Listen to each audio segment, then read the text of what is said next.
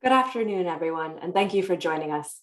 My name is Megan Donaldson, and I'm the Alumni Relations Manager here at Trinity Development and Alumni. And you're all very welcome to the opening webinar of this year's series of Inspiring Ideas at Trinity. We have a fantastic webinar for you today, featuring our Provost, Dr. Linda Doyle, in conversation with Trinity alumnus Alan Joyce, CEO of Qantas Airways. Given Qantas's position as Australia's leading airline, it's only fitting that we are airing this today on Australia Day. And I'd like to say Happy Australia Day to any of our viewers listening in from Australia. Due to the time difference between Australia and Dublin, the conversation between our two speakers was pre-recorded. Many of you kindly submitted questions for Alan in advance, and I'm happy to say that he was able to answer quite a few. But given the large number of questions that came through, unfortunately, he wasn't able to respond to everyone. For your convenience, we have embedded subtitles in this recording. We have also turned on the Zoom-generated closed caption subtitles. If you'd like to turn off the Zoom subtitles, you can do so by selecting the CC closed captions button at the bottom of your screen. You may wish to disable these when the video comes on, as it already has the subtitles embedded. I'd also like to note that this webinar will be made available for later viewing on our Trinity Alumni YouTube channel. Now, before we start, I would like to share a little bit about our two speakers. Dr. Linda Doyle was appointed as 45th Provost of Trinity in August 2021, following several years as Dean of Research. Prior to this, Linda was Professor of Engineering in the Arts at Trinity, focusing on combining creative arts practices with engineering.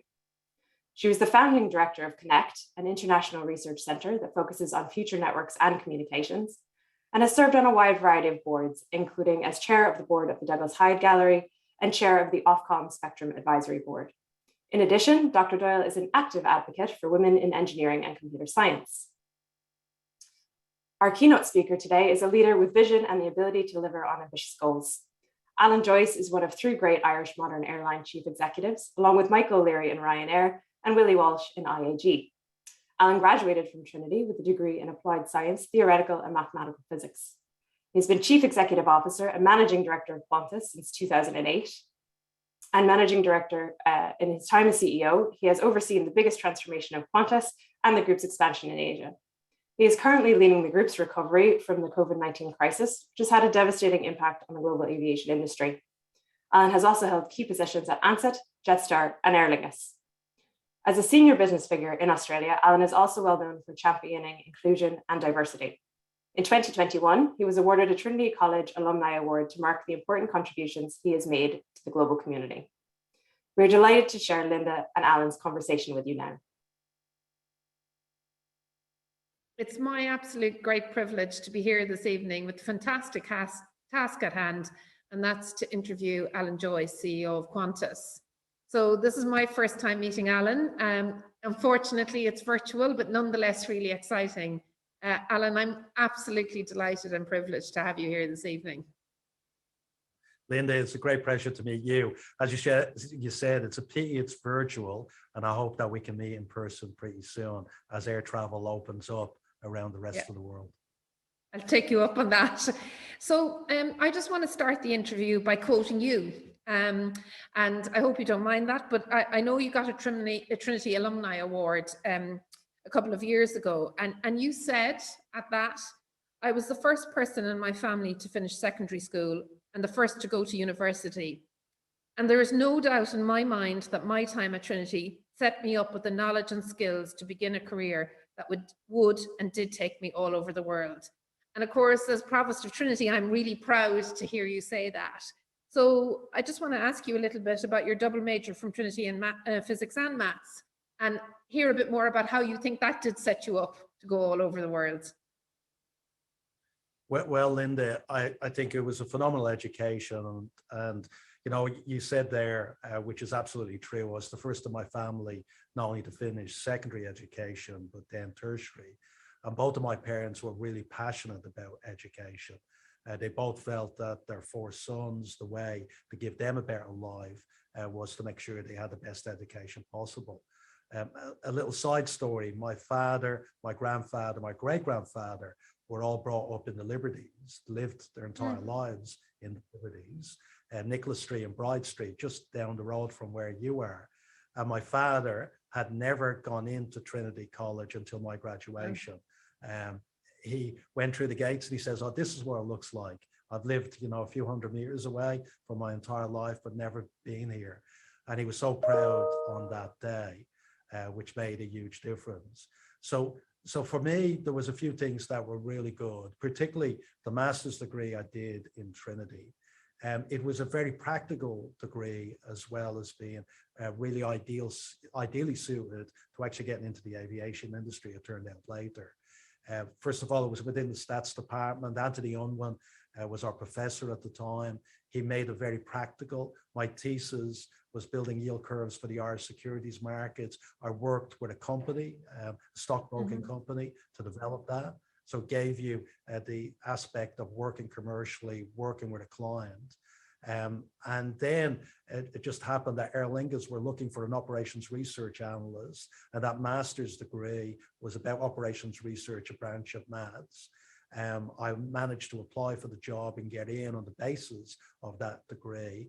I had never flown in an aircraft until I started working at Aer Lingus. Wow. So at the age of 23, I did my first flight from Dublin to Chicago, got spoiled. It was business class. You're an airline employee, you get spoiled a little bit. But that was the first flight I ever did. And then just got into the aviation industry. And to this day, I think the education helped, because the scientific approach I found and the training in Trinity really helps me in day-to-day decision making. The way I've always made decisions is to form a hypothesis, to come to an answer, and then have people debate you, have people give you information to either prove it or disprove it. Yeah. It's the fastest way, I think, of making decisions. It's been unbelievably useful during my tenure as CEO of Qantas to get things happening fast when you don't have a lot of time, you don't have a lot of information or perfect information to make the decisions, and you just need to get on with things. That's a fantastic way, and very structured, and I can see the scientific way of thinking. I noticed as well, so just going back to your parents just for a little bit, I was very moved hearing you speak about your parents, because both my parents didn't finish secondary school either, and they, for some reason, put huge value in education and were really influential on me in where I am now. So that really resonated with me, that whole drive. So I was really interested to hear you speak about them. And you speak about them often, I notice, in many things. Well, Linda, like yourself, obviously, you've got a love and a passion. And I know I wouldn't be here around my parents. My father had 3 jobs at one stage. My mother worked as a cleaner in a sports center to try and get us all in through university. And I at some stages I was arguing with my parents, I need to leave to work to help you out. And both of them insisted, no, go through education, get your degrees, and that'll set you up for life. And they were very, very passionate about it. My mom's still alive, my dad isn't, but they both are very proud. And the 3 other boys did really well. One is an actuary, now had a first class honours degree in maths, is an actuary in Melbourne. One directed cartoons for Disney, he's doing cartoons for Apple at the moment. And one is a graphic designer. So yeah, I think they're extremely proud of all of their sons. And I'm particularly proud of my parents, like you are, Linda. And it's amazing in Ireland, the generation changes. I mean, you think of how fast the country's changed. For when my grandfather grew up in a tenement house in the Liberties, with multiple families in that house, to the generation now we're living, where you're Provost of Trinity College and I'm CEO of one of the biggest airlines in the world. It shows you what education did for Ireland and how education helped Ireland develop. And I think we all should be proud of that. I mean, it's a great transformative and equalizing kind of experience. And I have to say, your family are high flying in every sense of the word. I have to say, it's very, very impressive. Can I actually ask you, just move a little bit now and talk to you a little bit about leadership? And I mean, you alluded to it a little bit earlier in how you talked about how you make decisions, but I'm going to quote you again. And I'm doing this for my own benefit as well, because I'm only 5.5 months in the job and I'm desperately trying to get all the help I can and be pointed in the right direction. But you said, as leaders, you can't go down and manage every single issue. If you do, you're not doing your job. I believe you should be operating as leaders at 35,000 feet. You're seeing the whole environment. And that's an excerpt from Investment Magazine. And the reason I bring that up is because I find it hard sometimes to drag myself out of the day-to-day details, especially in COVID with lots of crises. So I suppose I'd like to hear, what are your tips for making sure you can stay and have that whole view, and your views on leadership more generally? Yeah, Linda, that's one of the principles. There's a number of principles that I try and apply and look for in senior management. And the first one is that operating at the right level. And what your tendency is, because I came through the aviation industry in Aer Lingus, then Ansett, and then Air New Zealand, and now Qantas. I've done a lot of functions. I've done the network planning, the fleet planning, IT, worked for a while in sales and marketing. But you're hiring a lot of people to do those roles, and you've got a great broad expertise across, as a senior manager, across the organization. It's your job to facilitate those people to do that activity and hire the right people and get a right team around you. I do say you try and operate at 35,000 feet. That gives you this perspective to see everything that's going on, all of the risks, all of the opportunities. But then occasionally, you do need to get down to 5 feet when there's a big issue that you think needs the attention to delve into, whether it's a COVID issue, which we've had, to having to get down to that level. We had an aircraft with an engine exploding on it, the QF-32, and the aircraft nearly crashed. We nearly lost the A380. It was the design defect in the engine. And did we get into the details of engines? Absolutely. I needed to, the board needed to, and we were operating at 5 feet because we had to make the decision to put the aircraft back in the air. So there will be those occasions. But if you're not operating at 35,000 feet most of the time, I don't think you're doing your job. The second principle I'll apply, which has actually been very important in the last couple of years, is around navigating complexity. The problem that we have in this day and age is there's a lot of data, a lot of information, and you can get into analysis paralysis.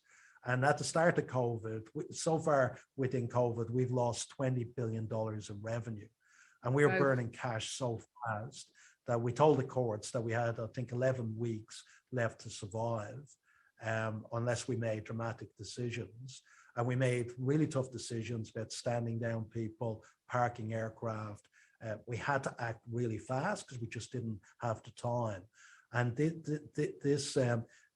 there's a great Theodore Roosevelt quote that I've been using all the way through the last 2 years in particular, in which he said, at the point of decision, the best thing you can do is the right thing. The next best thing you can do is the wrong thing. The worst thing you can do is nothing. And I've encouraged all of our guys, all of our people to think that way. Qantas has started 50 new routes domestically in the last 2 years, more than we've done in our entire history, because all of the data just went out the door. Because all of the, the people that went to Dublin, the people that went to Rome couldn't go to Rome. So you just tried new domestic routes and they worked. And it was great, but it wasn't, the information of the past was no longer relevant on that. And the third principle we try to operate to is getting people to think big. Most organizations, particularly an organization like Qantas that's been around for 101 years, is an organizations that try and modify things slightly. They never try and break out of it. And the one thing I think that Qantas has done well to survive 100 years is thinking big when it's needed. And, we were the first full service airline in the world to successfully set up a low-cost carrier. We were the first airline to take a jet outside of the United States, the first to fly in on the Pacific. When the Second World War happened, we figured out how to link Australia with the UK when the Japanese invaded Southeast Asia by flying amazing flights, the flights of Double Sunrise from Perth to Sri Lanka, 32 hours in the air. We did 270 of them successfully and kept the links between the two countries. And not a single aircraft was lost during that period of time. But this was all about the organization, the leadership team thinking big, thinking outside the box, and thinking of new ways of doing things. And this is one of the reasons we're keen out of COVID to do Project Sunrise, to fly from Sydney and Melbourne non-stop to London, to Paris, to New York, which is Wow. the last tyranny of distance. And the last principle I apply, which is managing with humility. I've always found that Yes. the best managers are humble people, because humble people don't believe they know all the answers. They're open for debate, they're open for discussion, they're open to change their minds, and they make the best people managers. So we try and surround ourselves with amazing people that are humble, that are not arrogant, that don't think they have all the answers to every problem. You know you're in trouble when people believe that that's the case. I have to say those 4 points are hugely inspiring, and I'm nearly scribbling things down here as well. As I certainly think that, you know, that's a brilliant answer. Absolutely fantastic.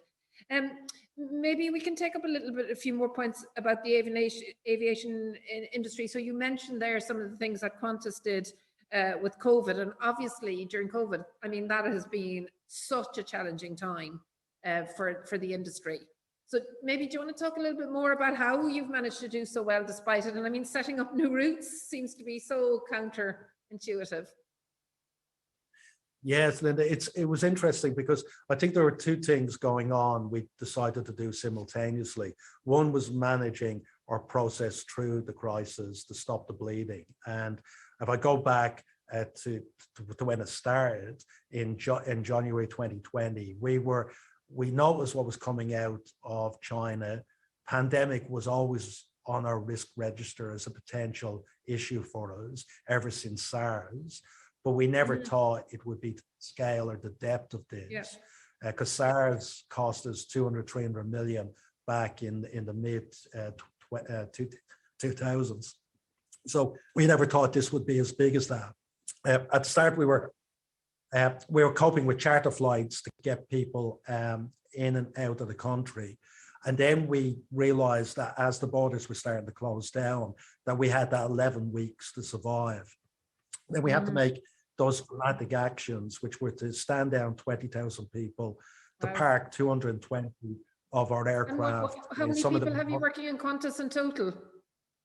We had 32,000 at the time. So there were still parts of the business that were fighting, but we basically stood down 2/3 of them. Wow, that's huge. And then we got to a stage where we had to negotiate some contracts, talk to our suppliers about the payment terms. We had to look at everything we were doing to minimize cash burn. We had to raise debt, and lucky enough, Qantas was making record profits before COVID. So we had a massive amount of aircraft that had no mortgages on them. We were able to mortgage the aircraft for nearly $3 billion to give us that cash. And we raised equity of $1.6 billion. So that allowed us to get through it. And then simultaneously, we restructured the business. We looked at everything we needed to do to get out the other side of COVID. And that involved making 10,000 people redundant, massive restructure to everything we did in the business, retiring the 747s, taking new 787s in, just a massive change to where we were to give us a chance that when we come out of it, we could rebuild. And then through the 2 years, you know, things evolved. So things which we didn't think would happen, like the Australian borders closed down. So at one stage, you couldn't actually travel out of your state. So the reason why we started new routes was because travel patterns were closed off. So at one stage, the interstate routes, Brisbane to Cairns, which is in Queensland, Sydney to Ballina at Byron Bay, which is just within New South Wales, were the most popular routes. So we operated them to generate cash, to generate money, and to keep us going and keep our people employed. And now we're back to, it's starting to open up. Most of the domestic borders are reopened. We're back to 70% of our pre-COVID levels domestically and around 20% internationally. And we have all of our people stood back up again. That is just absolutely amazing. And I can see there, I mean, just incredible, brave and tough decisions, and amazing to hear that you're back up. Can I move to a bit now? And I'm sure people ask you this all of the time. So, you know, climate action and biodiversity is a huge topic for us here in Trinity. We have our first ever Vice President for Biodiversity and Climate Action. You know, there's a huge interest in ESG here. there's a whole focus on us changing our habits and behaving differently. And of course, some of that is about flying less. You know, we're encouraged to bundle trips together rather than go on many small trips and things like that. So I suppose I really do want to know, what do you think about all of that, and does it make you worry, and what's your approach to it? Yeah, it does. And I think, you know, we can see that a lot of people are feeling uncomfortable flying now because of the damage it can do to the environment. And our approach has been, let's not throw the baby out with the bathwater. How do you make flying environmentally friendly? Because at the end of the day, flying has made a huge difference to the world. You can think of the amount of Irish people that are around the globe, families that need aviation to be able to meet. You know, I think, Linda, you know, probably our parents would tell you that when their relatives left in the 50s, they used to do a wake even before that of people leaving the country because they never. But you're going to London. You remember the days going to London? You had to save for months on end to get to even go to London from the island of Ireland. Yeah. It was crazy. And so we never want to go back to that. So it's up to us, the aviation industry, to make people comfortable traveling and to make it environmentally friendly. And there are three big initiatives that we're working on continuously to get there.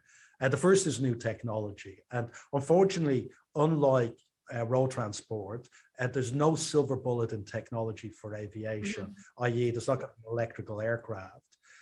If you do the science at the moment, to fly Melbourne, Sydney, which is a bit longer, it's probably Dublin, Paris, the batteries would be 34 times the weight of the fuel on the aircraft. So feasibly, it's not possible today. It will be for shorter sectors, you know, maybe Dublin to Kerry and Dublin to the north of England. And electric aircraft will come in that space, and we'll invest in them when they're there. But existing technology is changing significantly. We've just made the biggest order in Australian aviation history for aircraft coming over the next decade, which have a 15% improvement on CO2 emissions and fuel burn. The 787s, which we're just purchasing, replacing the 74s, have a 25% improvement. So that is not going to solve the problem, but it's a step in the right direction. The second area, which we are the largest carrier in the world that does this, is carbon offsets. And I know in some places carbon offsets have gotten a bad name, Linda. Yeah. And I think maybe wrongly, because some of them have been low quality. We only invest in very high quality carbon offsets. I went to see one that we did in Cairns, which is helping actually the barrier reef as well. It's taking a sugarcane land and replanting trees and making them rainforests again. And it's taking the runoff from the sugarcane, which went into the water system that was promoting these starfish, which are damaging the Great Barrier Reef. So not only do you get the carbon benefit, you get these other environmental benefits of some of these programs. And we have 11% of our customers that offset their CO2 emissions, and we want to grow that and make it even bigger. It's the largest program. Do they do that voluntarily, Alan, or is it expected? It's voluntary. So it varies by routes. There's some routes, like we say there are hippies in Ballina, and they're up to 20% of people traveling there offset their carbon flights. It's a new age area. And then some of the other areas, interestingly, the richer areas are lower than that. But it's fascinating. Very interesting. And what we see then is the third area, which is the biggest one in the next decade or two, which is sustainable aviation fuel. And we just recently made a big purchase of sustainable aviation fuel out of Heathrow to cover our cost of our flights, to put sustainable fuel on our flights coming out of London. And we're spending 50 million in the middle of COVID on developing a sustainable aviation fuel industry here in Australia.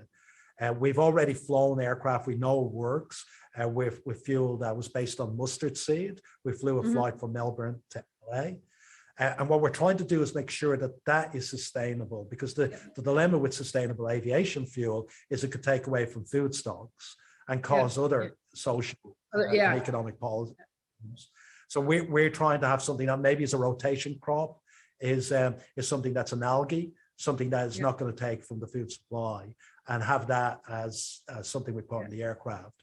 And we think as a result of doing all three of them, by 2050 we'll be net zero carbon. That's our aim. And in February, we're going to come out with our 2030 target on a step to get there. And we were the second airline group after IAG to go carbon neutral by 2050. And I think we'll have aggressive targets in the interim in order to get there. And I'm very focused on it. I will say the other thing, Linda, because things like Sunrise, where we're flying non-stop from London to Sydney potentially, as part of the business case to buy the aircraft, we're including the price of carbon. And we've said we will offset all carbon emissions on those flights because they're super long. As part of people's airfares, they'll be included in the airfares to make sure that the flights are fully offset from day one. That's really interesting, and I like the way you're thinking about the complexity of it. It's not just, you know, in the biofuels that you're thinking of the implications. We've actually some interesting research in Trinity on some of those topics, so it's great to see, you know, to hear what you have to say. Can I switch tack a tiny bit again? So you're obviously hugely, you know, well known for being a super successful CEO of an amazing airline. But you're also you have a huge high profile as a CEO advocating for same-sex marriage in Australia. And, you know, you're a champion of equality and diversity. And I think that's really, really interesting that you stood up and were counted in that. And I suppose I'm interested in the fact you described Qantas as being at the forefront of being very active socially. And that we're one of the first companies to have a reconciliation action plan. And I suppose I wanted to just get a sense of, was Qantas always like that? Did you make it more like that? And if it was always like that, is that something that attracted you to work in that company? Yeah, Linda, it always had a reputation of being socially active, and the national carrier status, I think, made the company even more focused. So when Mardi Gras happened here, which is the Pride Parade that happens in Sydney, Qantas was one of the first Qantas sponsors of it, well before my time in the company. It had its aircraft painted in Indigenous artwork as part of its reconciliation action plan, and had a target to hire Indigenous employees, again, well before I was there. But when we have foundations like that are very solid, I feel it's my job as custodian of this amazing brand to build on that and to make sure that the company is at the forefront of it. And the marriage equality one was one where we thought there was a clear role for the company to play in it. As a gay CEO, I thought there was a need for me to be active in it. And my husband now, thankfully we were able to get married, was the merchandise manager, director for the marriage equality campaign. And my head of strategy, his husband worked as the videographer on the campaign. And my head of government affairs was on the board of the campaign. So we were very involved in it. And Qantas was always seen as a very active LGBTI organization. And what amazed me about it is that you got criticism quite a bit. I had a senior cabinet minister telling me I should stick to my knitting. Actually, fascinatingly, when we talked about other subjects that they were supportive of, like the tax situation, corporate tax and things like that, they never worried about Qantas making a view on those items, but when the item doesn't meet a political requirement, they did. And then I got attacked as well. So I was in Perth at a breakfast speaking on the new Perth-London service. Oh, yes. And this individual did a homophobic attack. He was sitting behind the screen for 3 hours, had a pie, put the pie in my face. And it turns out it was because of our support of marriage equality. So there was a lot of nasty things that happened during that period of time. But what was amazing for me was also the outpouring of support. When we asked our customers, we saw that, you know, a vast majority of our customers supported this. So we knew it was the right thing to do from a commercial point of view. When we asked our employees, the overwhelming support from the employees was amazing. And Linda, the thing that got me was the shareholder support, because really ESG ESG now has become a major issue for a lot of investors. Yeah, absolutely. And I was in Boston talking to one of the big institutional investors who was a big shareholder in Qantas.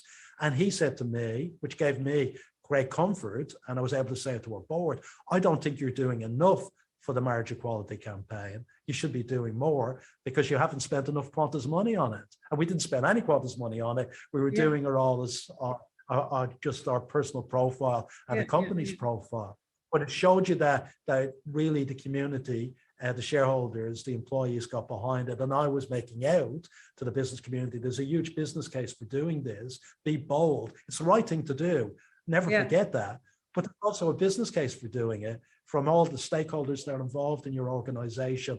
And the same is true for so many other things. You need to be a good corporate citizen to generate trust in the general environment with the general community. You need to be seen to be doing that. And unfortunately, a lot of companies have lost their way in this space. And I think good companies get this right, and good companies are very focused on it. I'll say one simple aside as well.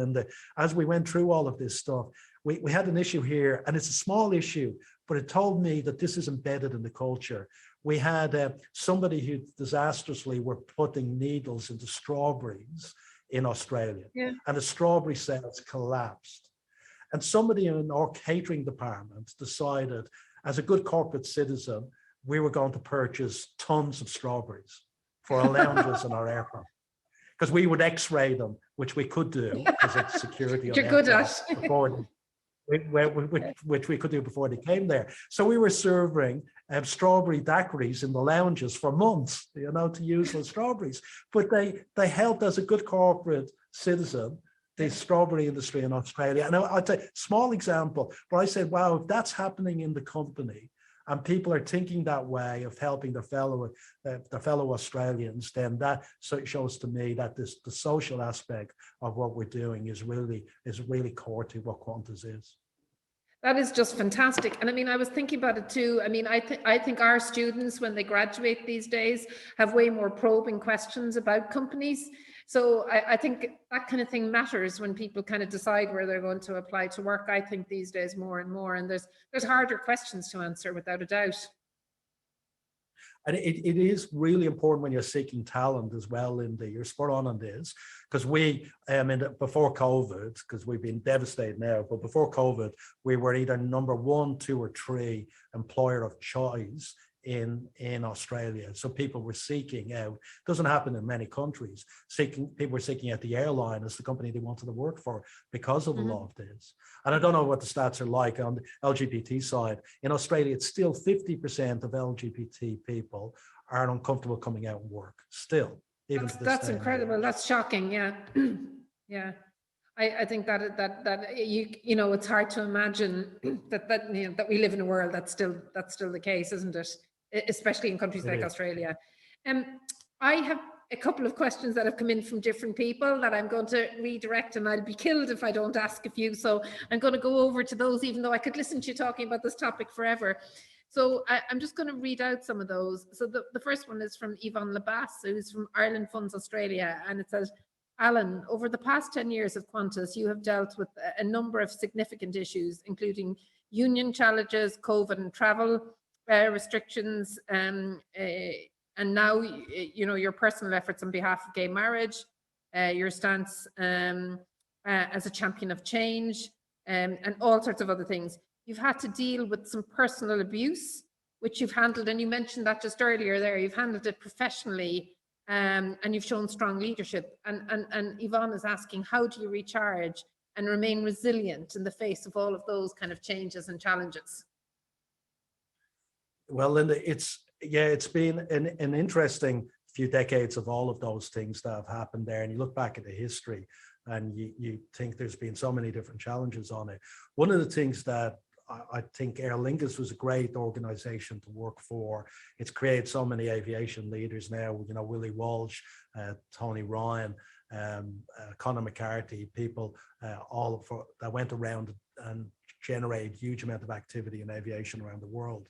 But one of the things Aer Lingus did at the very start for me, which I found unbelievably useful, was a mindfulness course. It was probably Yeah, it was probably fairly early Yeah. in my career. And it helped me compartmentalize, helped me focus on things that are in front of you. And I do get to a stage where I can go home, I can completely switch off, I can read, which I do a lot. I do exercise each morning, and you're very focused on what you're doing. It annoys the hell out of my husband, because in the middle of these crises, I go home and he says, "Oh, do you want to talk about Qantas?" I say, "No, I just want to switch off, and I want to go into relaxing mode at home." I can easily do that now. And in work, the same thing happens. You're in a meeting, it's about fleet. You're focused on fleet. There could be something else that's happening on the security side or the safety side that you've been told about. But it's amazing if you focus on it, you train your mind, you can actually focus on the issue that's in front of you and not get distracted. And I really, for a lot of your students, a lot of people out there, I would say do mindfulness course. It's one of the best things you will do. Focus on it, train your mind that way. Whether it's meditation or whatever suits you, it will help you in your future career, and it'll help you to avoid the stresses of what could be very stressful times. Yeah. I have to say, I find this, I haven't done a mindfulness course, but I find it's really important to just focus on that thing and not the other crises that are happening outside it, and then to focus on doing nothing. I've developed the ability to focus on doing nothing when I switch off. You have a quick question in from Ambassador Gray, Australian Ambassador to Ireland. Alan, when can we see you again in Ireland? And I think we spoke about that at the beginning. So somebody's looking for a firm date. I went back in November to give my mother a hug after not seeing her for nearly 2 years. So that was great. I was able to get there, and I think the intent is to go back in March. So I'll absolutely. Gary's a great guy. I'll absolutely catch up with the ambassador and Yvonne. I know very well. So it's all the people I know that are asking me the questions. Linda, yeah, you just have funny. A bunch of fans. There's a couple of questions that you've answered. Conal Boland was asking about the sustainable aviation fuel, and I think you've covered that. And Barry O'Dowd was asking about views of electric air travel, which you've covered, but he's also asking about vertical takeoff. Is that a thing that's possible? It is. I mean, some of these regional operations are really potentially technology that's a bit like the Tesla, a bit like the electric car. And so there's a few companies that we're keeping an eye on that are looking at a vertical takeoff vehicle that may be able to take off from the center of the city, go to a regional destination like Wagga Wagga, and may be able to give you connections into your aircraft for long haul. The range is short again, and I think hopefully over decades that range could get longer and longer and longer. But at the moment, we think it's a possibility for some regional operations, and it could be something that transports people around cities. It's still a few years away, but something we're keeping a close eye on. Yeah, good, interesting. And then there's Niall Downey. He's a medical graduate actually from Trinity, but he's a captain in Aer Lingus' European and long haul fleets. And he's asking, do you think customer and government sentiment, and we've kind of touched on this, towards air travel is likely to change over the next few years as the effects of climate change become more apparent? I suppose we talked about that a bit already. We did, and I think it is something that should be top of mind coming out of COVID.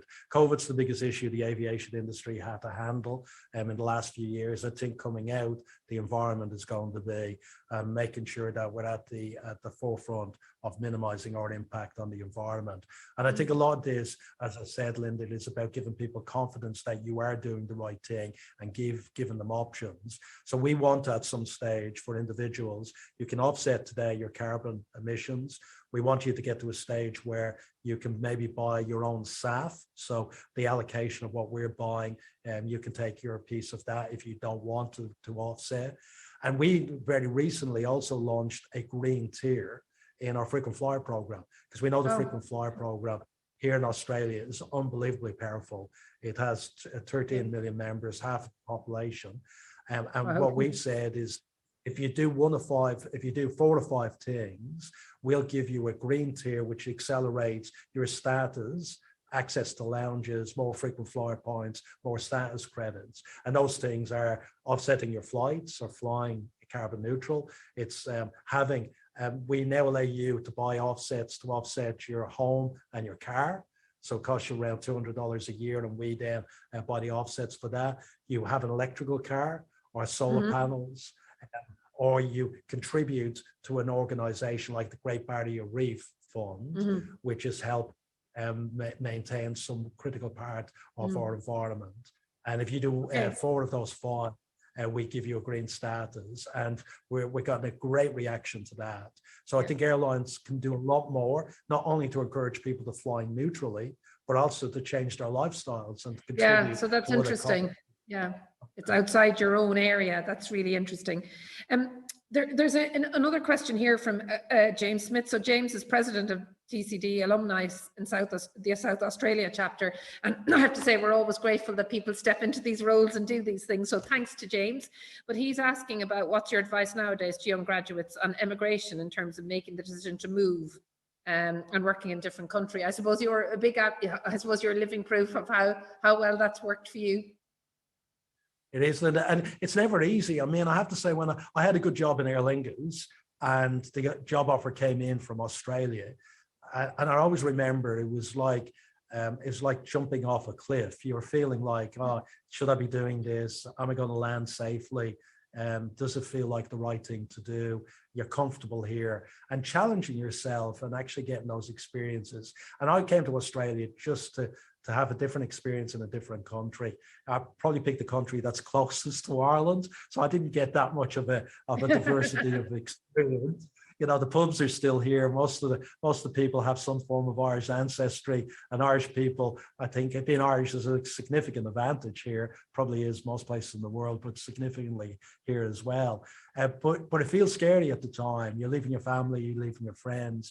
But now with video conferencing, and now with travel, with air travel, with the cost of air travel, it's not what it was in the 50s. It's not the wake, and it's not never coming back. And the opportunities outside the country are massive. And there's some countries, you know, that have huge amount of opportunities. Australia is one of them. I know Canada's another. The US is there. And I think Irish people seem to do exceptionally well in those countries because of the education, because of the backgrounds that they came from. And I think that stands you in good stead. So I'd be a big advocate of it, but it's never easy, and it'll be a big call. And I was debating until the very end. And I'm glad, to me, looking back at the time, it was a 50-50 call. I'm absolutely glad slightly fell in the right favor because I think it's worked out so well. And when you talk to anybody that's left and emigrated, they will tell you the same thing. Yeah. And the crucial question, is your husband Australian? No, he's actually a Kiwi, but he's a Brit, and now he's an Australian. So he's got 3 passports. He's a bit like Jason Bourne. He has stacks of them in his suitcase. And I actually read somewhere you follow Liverpool FC. So how do you manage that with the Kiwi husband? Surely is into rugby and being miles over there. Yeah, no, I'm always been a Liverpool fan all the way back to my days in Aer Lingus. And there's a few people here that are Liverpool fans as well. They're very good. I mean, the Liverpool guys keep them still trying to get Qantas as a sponsor. Unfortunately, we couldn't afford to sponsor a Premier League team. I think all the Middle Eastern carriers can. We can't. Yeah. And I just have a few more questions, if you're okay, from some other people, because I think there's just so many people just really, really happy to answer questions. So this is one from Kieran Hogan. And he is actually president of the TCD Alumni Melbourne chapter. And he's asking about supply chain and the importance of supply chain. And he said, given the relative remoteness of Australia and the impact to date on Australian supply chains, especially, I suppose, in COVID, is there an opportunity for Qantas? Yeah, there is and has been.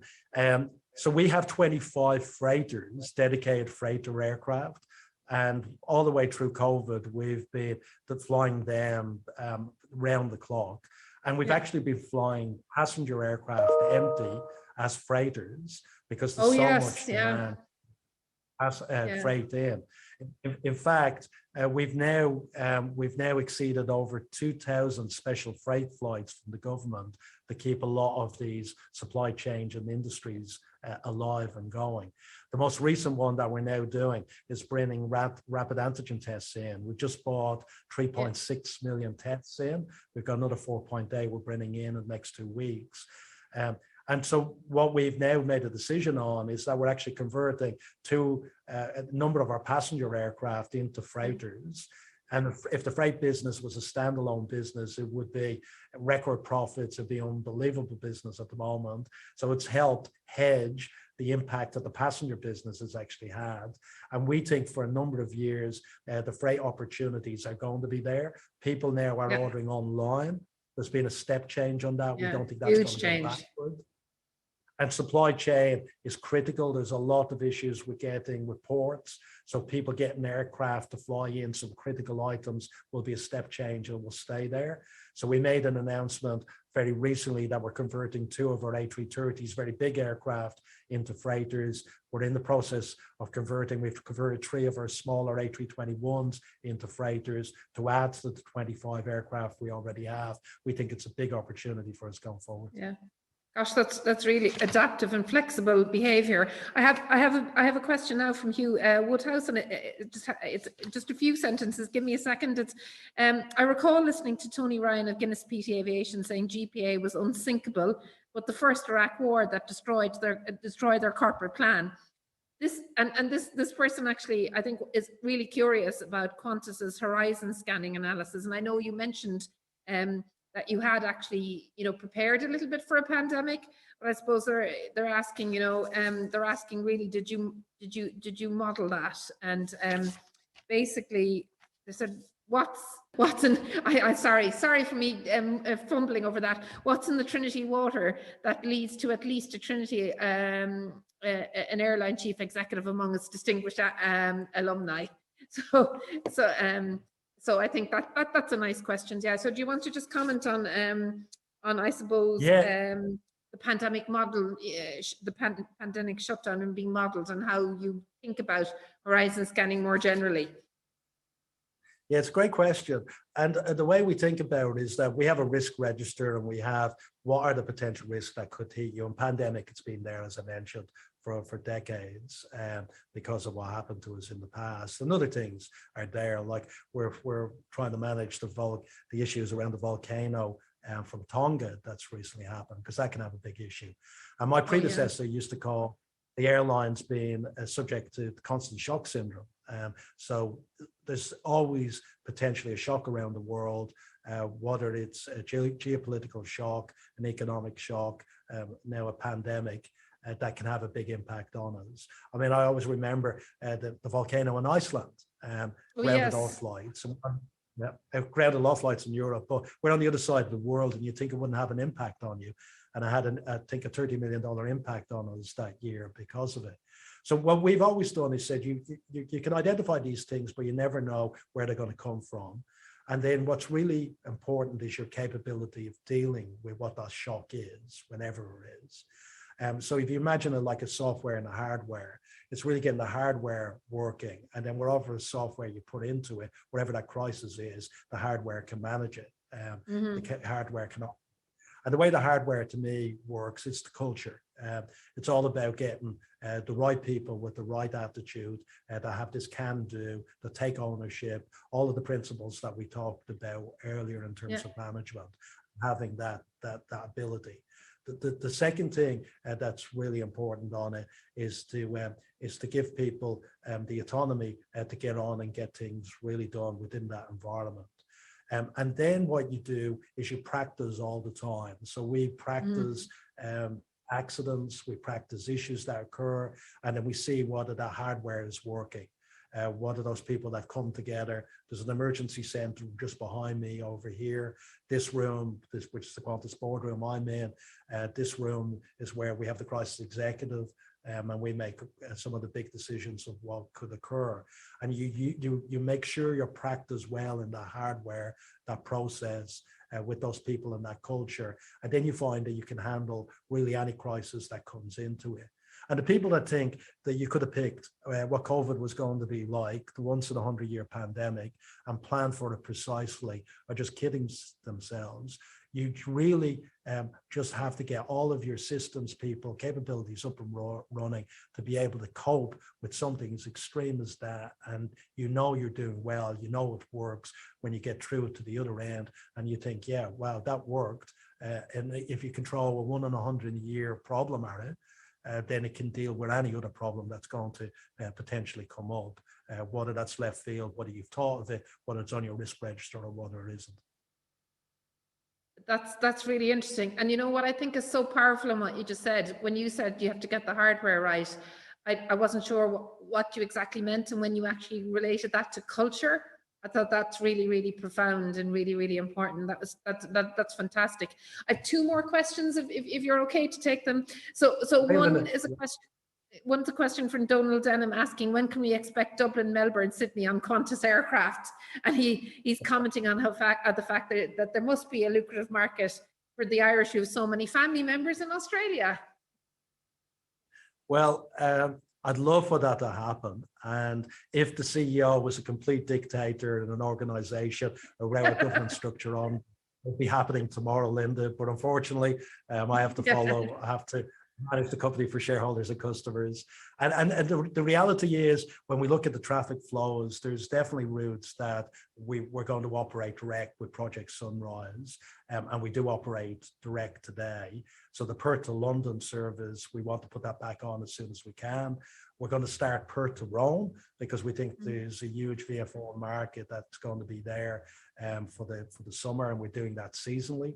And we think Paris and Frankfurt could work.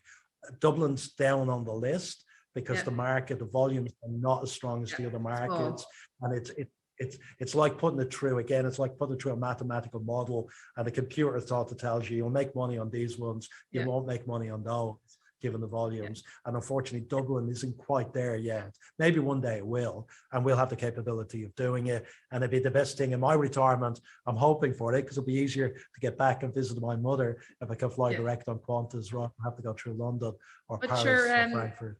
Yeah, people can get off Paris or Frankfurt or Rome and then get another Irish-run airline Yeah. And then this last question is a kind of techie question. So it comes from Kerry, and since leaving Trinity, she said she works with Valor Consultancy, and they do projects for international airlines and technology systems. And it's a really, because I'm a wireless communications person, this is interesting. She said she's working on a project about internet from space and how the new LEO satellite constellations will disrupt the airline industry. And she's just asking, in your opinion, will these changes dramatically change the flying experience for everyday passengers? You know, so I don't know whether you know that that's something you keep an eye on, those kind of technologies. We are. I mean, we're always looking at, and particularly now with people getting used to Zoom and Microsoft Teams, whether there's going to be a step change in business travel. And I think we think there will be in some categories. In other categories, there won't. So when we've done our research on it, Qantas is a little bit unique. We've got 60% of our business traffic is actually fly in, fly out. It's these resource sectors. You know, one of our biggest routes is flying from Perth to Grata, which are people going onto mines and oil rigs. And we have 14 flights a day. It's bigger than Adelaide to Sydney. So that 60% of our business traffic is in those categories. It's resources, it's government, and those are not cutting back. They're growing, if anything. And it's the other 40% where we have professional services, where the CFO is now saying technology has saved us a lot of money, less trips, and maybe avoid using them. So we do think there is going to be, we do think there's going to be an issue. There's going to be an issue with that, and we're having to manage that going forward. And that's one of the reasons why we did a massive restructuring of the business to cope with that change. But when economic activity does grow, eventually we catch up on that, and we see economic growth to travel that does occur as well. We think when we do the research, there's no substitute for meeting people. There's no substitute for talking to your customers, your suppliers. So a huge amount of pent-up demand is going to exist because that hasn't happened for the last 2 years. And then we do think for ongoing business, you may be able to eliminate some of it, but in the research that we've done, you won't be able to eliminate all of it. So while this technology will have an impact, it won't be as significant as I think some people are thinking. So sorry for the interruption of the bonging clock and the ringing phone there, but you managed to concentrate all through it. But I think that's really interesting. And I have to say, I mean, I see myself in the small few events I happen to have been at recently where there were real life people at it, the overexcitement. of actually being in the room and sharing ideas has been fantastic. So, Alan, you have been exceptionally generous in your time with us, and I just want to thank you so much for giving you and sharing your experience. And I certainly have learned a huge amount, and you definitely have made me think about leadership and leadership style and things that I should do. And I also want to thank Trinity's global alumni community from listening. I mean, this is our community. This is Trinity. We are Trinity, if you know what I mean, all of us together.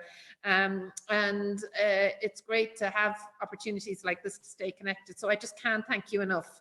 It's been fantastic. Well, Linda, I've enjoyed it, and I look forward to catching up in person. Either get you to Australia, or hopefully I might get back to Dublin soon and catch up with you then. And thanks for making it so enjoyable and so engaging.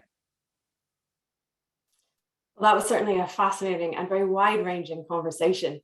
I thoroughly enjoyed listening to Alan and Linda, and I hope that you did as well. We're immensely grateful to both Alan and Linda for giving so generously of their time, for sharing their thoughts and experiences, and it was a real pleasure to be able to bring you their talk today.